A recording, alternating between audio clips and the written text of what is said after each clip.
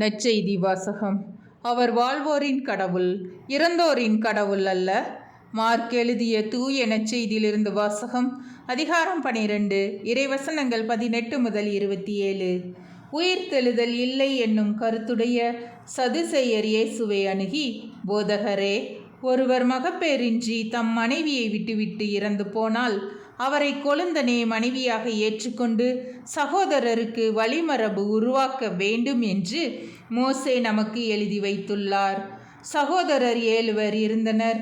மூத்தவர் ஒரு பெண்ணை மணந்து மகப்பேறின்றி இறந்தார். இரண்டாம் அவரை மணந்து அவரும் மகப்பேறின்றி இறந்தார். மூன்றாவருக்கும் அவ்வாறே நிகழ்ந்தது. 7 பேருக்கும் மகப்பேறு இல்லாமல் போயிற்று. அனைவருக்கும் கடைசியாக அப்பெண்ணும் இறந்தார். அவர்கள் உயிர் தெழும்போது அவர்களுள் யாருக்கு மனைவியாக இருப்பார்? ஏனெனில் 7 அவரை மனைவியாக கொண்டிருந்தனரே என்று கேட்டனர்.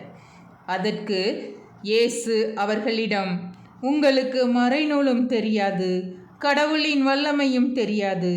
இதனால்தான் தவறான கருத்தை கொண்டிருக்கின்றீர்கள். இறந்து உயிர் தெழும்போது யாரும் திருமணம் செய்து கொள்வதில்லை. மாறாக அவர்கள் விண்ணக தூதரை போல் இருப்பார்கள். இறந்தோர் உயிருடன் எழுப்பப்படுவதை பற்றி மோசேயின் நூலில் முட்புதர் பற்றிய நிகழ்ச்சியில் இவ்வாறு வாசித்ததில்லையா? ஆபிரகாமின் கடவுள், ஈசாக்கின் கடவுள், யாக்கோப்பின் கடவுள் நானே என்று கடவுள் அவரிடம் சொன்னாரே. அவர் இறந்தோரின் கடவுள் அல்ல, மாறாக வாழ்வோரின் கடவுள்.